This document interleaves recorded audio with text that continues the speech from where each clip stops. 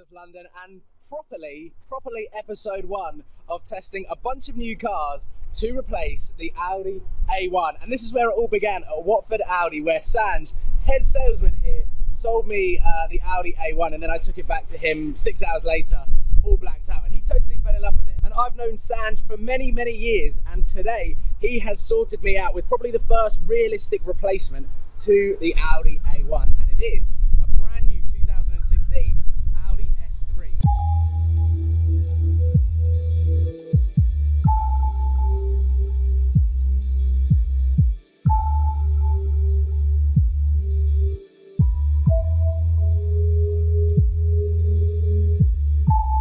First things first, as you can notice, this is the 4-door version of the S3. It also comes in a 2-door, exactly the same as the A1. It is going to be a really interesting prospect to drive a car, considering for a daily, that has 4 doors. Is that something that I will be looking for? The Porsche certainly did not have 4 doors. It's also got a very nice sunroof, which is currently open at the moment, so fingers crossed we can really get to grips with this car. The steering wheel I absolutely love, and we've got the virtual cockpit as well. So the RS3, the new facelifted RS3, will have the virtual cockpit as well, which has just gone off. But that is the steering wheel. Inside the Audi S3, it's very similar controls to every single other Audi that is in the range because they are uniform. The seats are really nice. We've got the quilted sport seats here, and to move off, it's very easy to do. One thing that I said in the Porsche, pretty much right from the word go, as I was discovering all of the controls, everything that was in the Porsche, I was learning on camera. This, however, just feels very familiar, and of course, to a lot of people, that is something that is comfortable when buying a new car. They want something that they're used to, something that they're not going to have to press all of the buttons to work out what things do. Whereas I think I'm completely the opposite. I'm considering stepping away from a brand or a manufacturer that I know, like Audi and Mercedes, and going for something completely different that I'm not that familiar with, so that it's a real learning curve. And I need to turn start stop off because I don't like it. Back on. I just don't like the lurch of...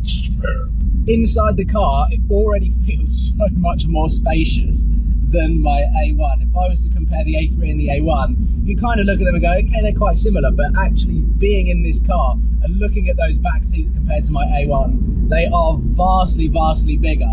So that's something that I'm definitely looking for. In a daily, it's more about practicality than it is anything else. So I think with back seats like as big as that, transporting, I'd say fully grown adults around, you need some big seats in the back.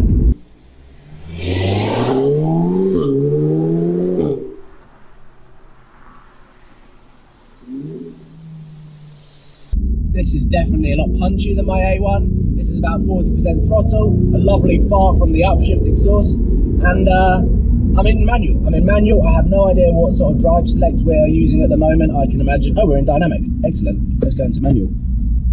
And let's find out the capabilities of the facelifted S3. Ready? Jesus. This is quick. Very quick. That was a first sort of full throttle acceleration. Not entirely sure at what revs I changed gear, but wow. For a large hatchback, I'd say this is a large hatchback. We'll call the A1 a small hatchback or a city car. This is really fast. Actually, I'm going to go around this roundabout. Here we go, Quattro. Grippy and not much understeer. Not much understeer at all. And power-wise, this is definitely all the power you need in a daily. Oh my god! Woo.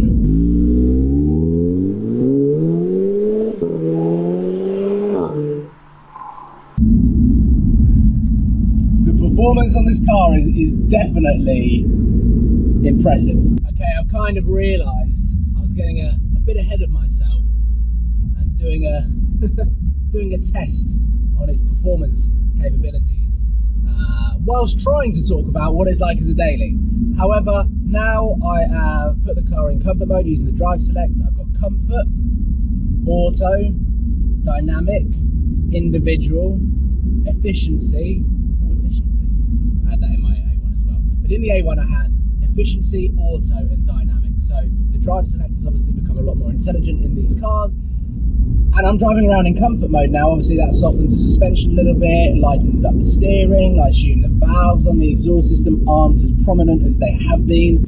Turn it off. Very well spec'd, quite relaxing. The seats are nice. Powerful.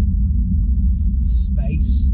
If I was to consider the facelifted RS3, so brand new RS3, top of the range, upgraded power, upgraded performance, upgraded technology, and of course facelifted, you are going to be looking at a March, April, May delivery. So you cannot get a new facelifted RS3 for quite some time. So if we're talking about the entire A3 family, in a weird way, S3 I think is inching ahead against the RS3 purely because the facelifted RS3 isn't available until Q1 and Q2 of next year, and of course the used one, well, in 6 months time is going to be the old one. Let's summarise the Audi S3 as a contender to replace the A1. Is it exciting enough to replace the Audi A1? I would probably say no, because it's the natural progression from an A1. I want something that will excite me. Let's put it back into auto. Fundamentally, as a car, this is near enough. I'm going to say it, even though I've just said that this isn't the right car for me to replace the A1 with, but it's almost a perfect daily.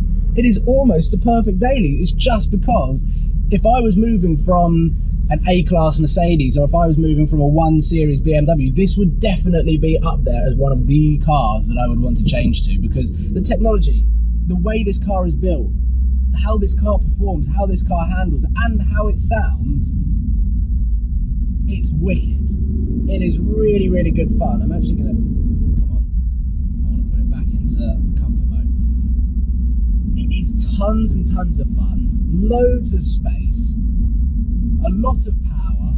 So if you wanted to ferry your friends around, but still put your foot down and be one of the quickest cars on the road, of course with a remap and exhaust system, which I do love to do, it would sound awesome. It would sound really, really cool. First test done. I think this is a wicked car, but would I change the A1 for it? I think not. This is logical, this is an obvious upgrade from the A1, but I think it's a no.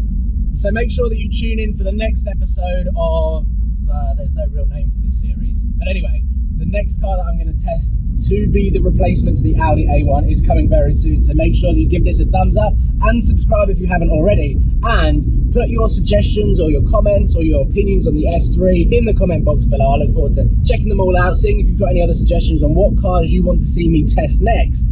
But as the S3 goes, the 2016 facelifted Audi S3, we're finished. Thank you for watching, and I'll see you soon. Cheers, guys.